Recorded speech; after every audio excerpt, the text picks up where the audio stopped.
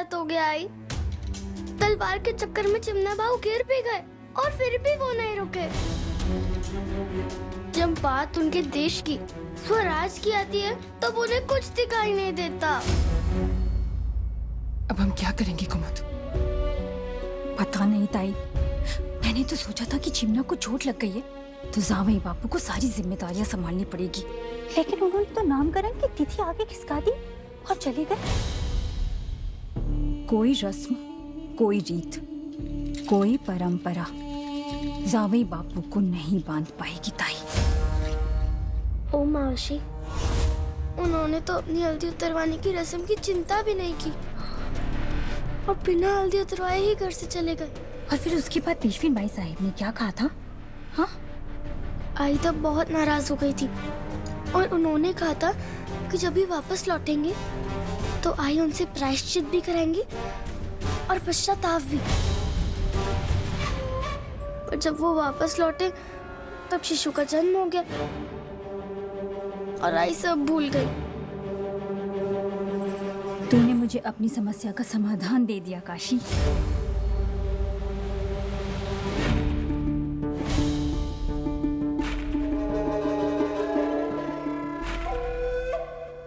अब हम क्या करेंगे बाजी? हमें नासिर को जल्द से जल्द रोकना होगा, वरना वो जितने दिन शाश्वत के पास रहा उतने दिन वो गांव वालों के लिए मुसीबत खड़ी करता रहेगा। मैंने बाबा को पत्र तो भेज दिया, पर पता नहीं क्यों उस पत्र का उत्तर अभी तक नहीं आया। पापा कभी उत्तर देने में देरी नहीं करते। तो अब हम क्या करेंगे? तो हमें नासिर से स्वयं ही निपटना होगा। चिमना का ध्यान रखने के लिए मुझे घर पर अधिक समय व्यतीत करना होगा, पर तू नासिर पर नजर रखेगा। वो कहाँ है, क्या कर रहा है, इसकी एक एक जानकारी लाकर मुझे देगा। शत्रु को हराना हो तो उसे मित्र से भी अच्छी तरह जानना चाहिए, ताकि हम उसे तब पकड़ सके जब वो लड़ने की स्थिति में हो ही नहीं। तू चिंता मत कर बाजी, तेरा यह हनुमान लंका और रावण की सारी जानकारियां लेकर आएगा।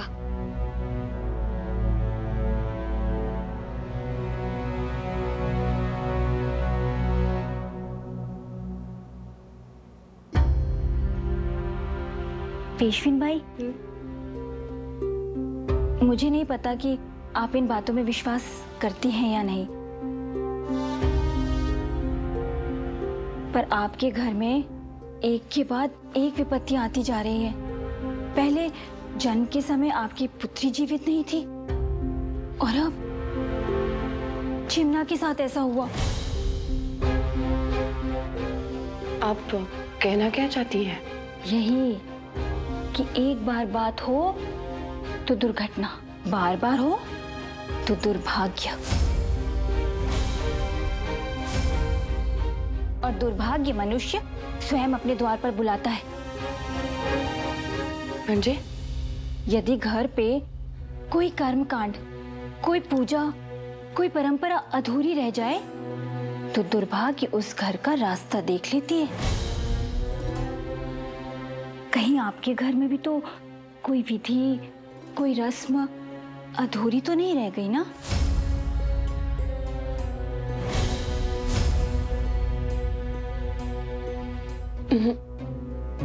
मुझे तो याद नहीं है। आई, आपने कहा था हल्दी उतरवाने की रस्म अधूरी छोड़ने के लिए आप इनसे पश्चाताप करवाएंगी, पर घर में नए शिशु के आगमन के बाद से किसी को कुछ याद ही नहीं रहा। पेशवीन भाई, बाजी के सर पे तो हमेशा संकट मंडराता रहता है। आपको इन बातों को गंभीरता पूर्वक लेना चाहिए। ठीक कह रही है आप। बाजी जब लौट के आएगा तो मैं बात करूंगी उससे।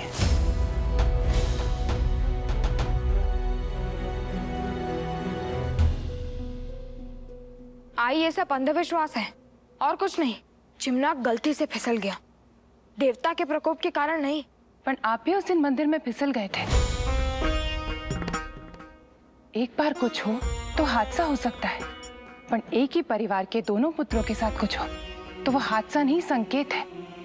कि देवता आपसे अप्रसन्न है। मेरे गिरने का इन सबसे कोई लेना देना नहीं है, और ये बात आई को पता है।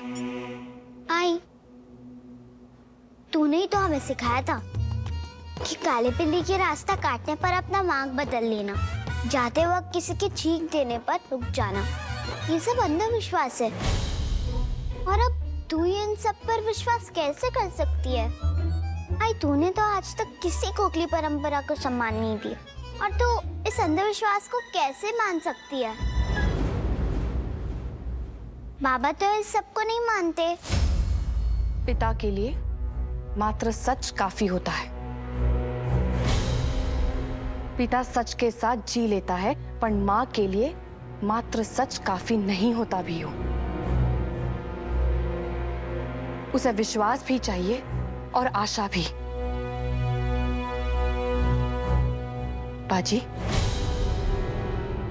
अगर माँ नहीं होती ना तो मंदिर खाली रह जाते। एक माँ ही होती है जो अपनी संतान के लिए मंदिर जाती है, उसके लिए मन्नतें मांगती है, धागे बंधवाती है, व्रत करती है। पर आए, इन सब बातों का कोई आधार नहीं। ये सब बातें तो तर्क ही ना। ममता तर्क नहीं समझती।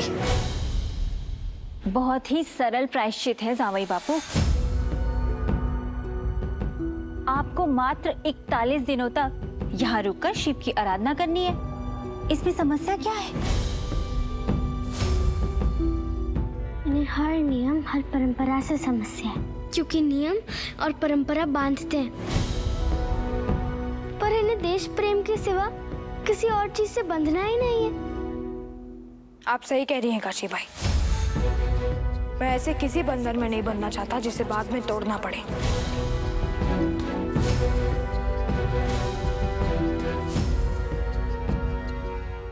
मैं किसी ऐसे बंधन से नहीं बंधना चाहता जिसे बाद में तोड़ना पड़े। यदि मैं ये शपथ लेता हूँ तो नामकरण के बाद बाबा के साथ उनकी अगली मुहिम पर नहीं जा पाऊंगा, और ये मुझे स्वीकार नहीं है। इसीलिए मैं ये पश्चाताप नहीं करूंगा। और रही बात महादेव की आराधना की, तो नासिर जैसे दुष्ट से गांव वालों की रक्षा करना ही सच्ची शिव आराधना है। पर भगवान का प्रकोप? प्रत्येक मनुष्य का भगवान से एक रिश्ता होता है, पर वो रिश्ता डर का नहीं, प्रेम का होना चाहिए। जब एक पिता अपने बच्चों को कष्ट में नहीं देख सकते, तो वो तो परम पिता हैं। वो अपने बच्चों पर क्रोधित कैसे हो सकते हैं? पिता पालन करता है, प्रहार नहीं। मतलब समाज के जितने नियम हैं, जितनी परंपराएं हैं, आप सबके विरुद्ध है?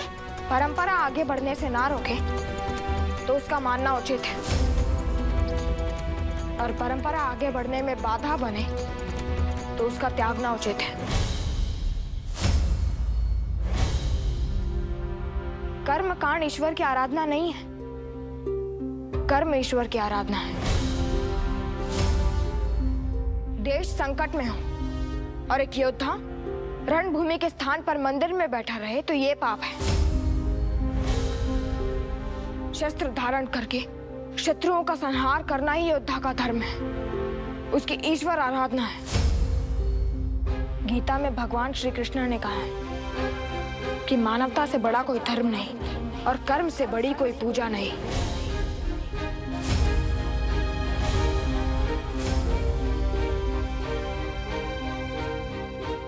बाजी,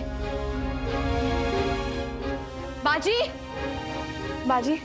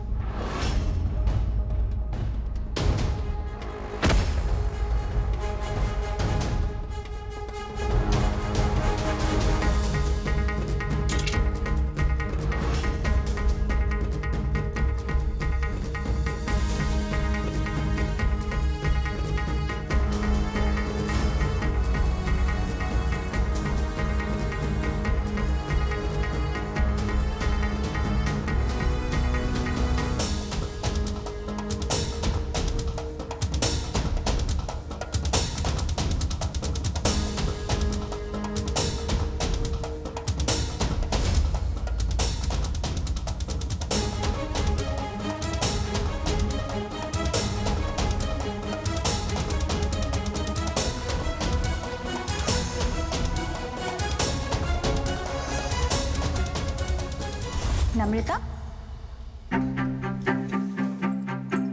तू जाके शिशु को संभाल। पेशविन बाई के लिए खाना मैं ले जाऊंगी।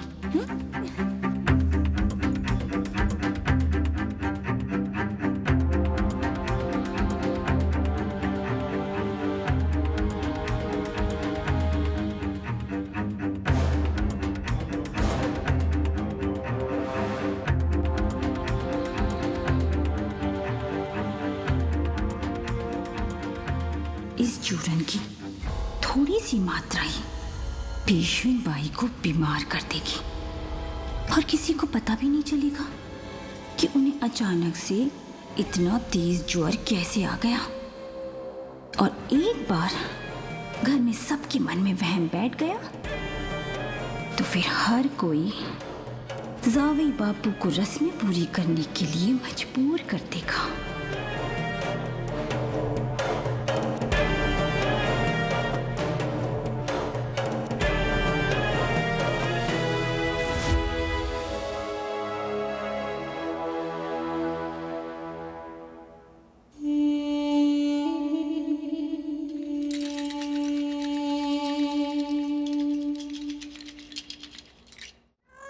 चुप हो जा। भाऊ, क्या शिवबाई यानी कुमुद मौसी सत्य कह रही है? क्या सच में हमारे घर पर एक के बाद एक विपदा आ रही है? पहले शिशु ने जन्म लेते ही सांस रोककर सबको डरा दिया था।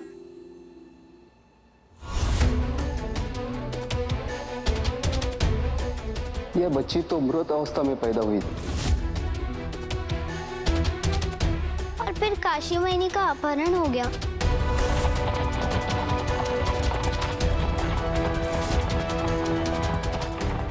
जनाब काशीबाई साहिब की खिदमत में नासिर जंग का आदाब। और फिर चिमना बहुत सीढ़ियों से गिर गए।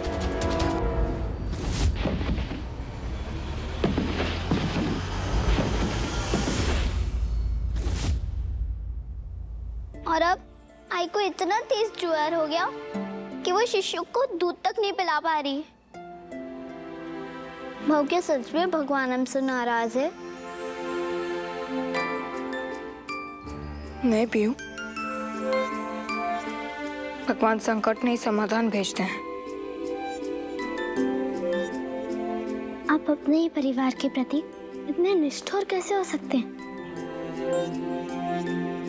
शायद योद्धाओं के सीने में हृदय नहीं होता, क्योंकि होता तो चिमना अप्पा की हालत देखकर, अपनी छोटी बहन की रुलाई सुनकर आपका हृदय जरूर पिघलता। ऐसा नहीं है काशीबाई, ये समस्याएं मुझे भी दिख रही है, पर मुझे ये भी दिख रहा है कि हर समस्या प्रयास से हल होती है, पश्चाताप से नहीं। और मैं ये मानने को तैयार नहीं हूं कि ये सब भगवान का प्रकोप है। बाजी सही कह रहा है वाहिनी। मेरी आईपी कहती है भगवान बहुत दयालु होता है, तो वो बोला ऐसा क्यों करेंगे? आपके मन में बिल्कुल विश्वास नहीं है क्या? विश्वास है काशीबाई, पर अंधविश्वास नहीं है। मेरे परिवार ने इससे भी बड़े बड़े संकटों का सामना किया है और हर बार महादेव की कृपा से उन संकटों पर विजय पाई है। आप योद्धा हैं तो आप ही की भाषा में समझाते हैं। जब संकट बड़ा हो तो सहायता लेनी पड़ती है, तो आप पश्चाताप करके ईश्वर से सहायता क्यों नहीं मांग रहे? ईश्वर तो सहायता कर चुके। उन्होंने मुझे सत्य और साहस दोनों दिए हैं, और अधिक क्या मांगू उनसे? हम कुछ नहीं जानते, बस इतना जानते हैं कि आपने परंपराओं का पालन नहीं किया, इसी के कारण हम पर इतना बड़ा प्रकोप आया है। आपकी आई ने आपकी तरफ से हमारी आई को एक वचन दिया था, अब आप उस वचन से मुंह नहीं फेर सकते।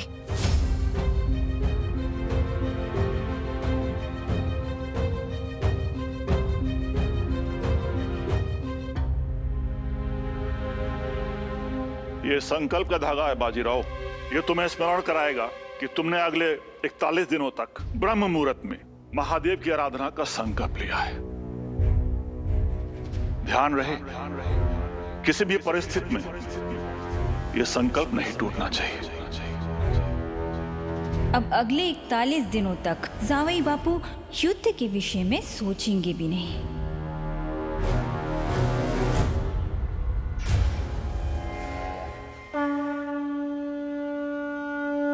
बाजी,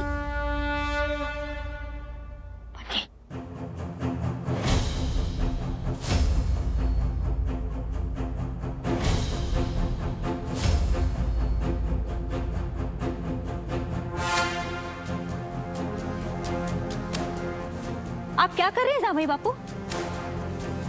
अभी अभी आपने संकल्प लिया है कि 41 दिनों तक आप रोज शिव की आराधना करेंगे। संकल्प तो लिया है, पर मात्र 41 दिनों का। उन 41 दिनों के 41 रातों में मैं क्या करूंगा, यह निर्णय मेरा है।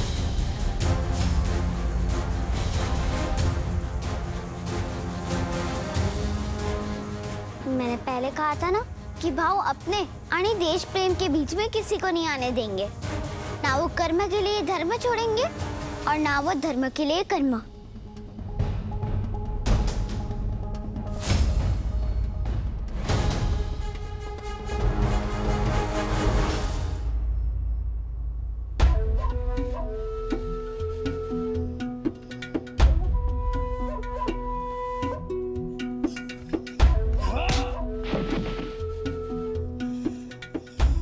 बाजी ने पहले ही हमारी हड्डियां तोड़ रखी है, रही सही कसर तुम पूरी कर रहे हो कमबख्त। हुजूर, गुस्ल के लिए गर्म पानी तैयार है।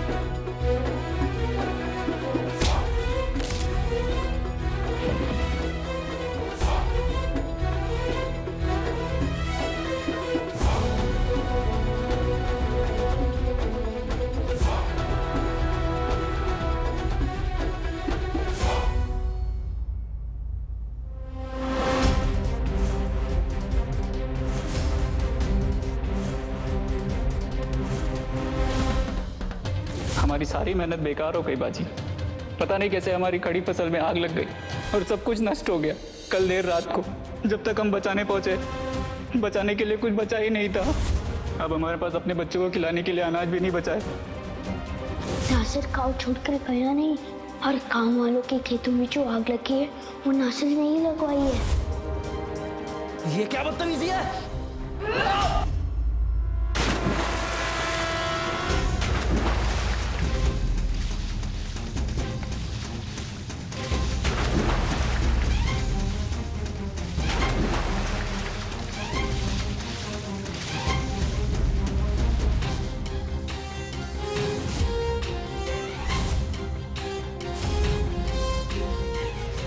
इतने सख्त पहरे के बावजूद भी तू अंदर कैसे आ गया?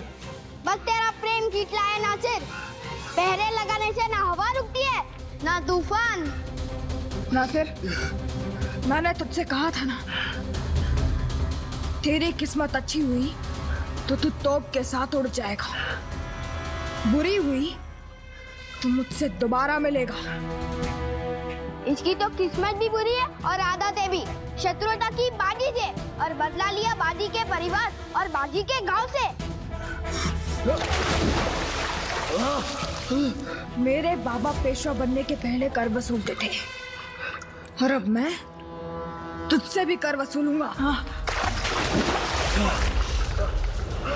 समझा? बाजी किसी का अधिकार छीनता नहीं और अपना अधिकार छोड़ता नहीं। अब तुझे तेरे जीवन का मूल्य चुकाना होगा।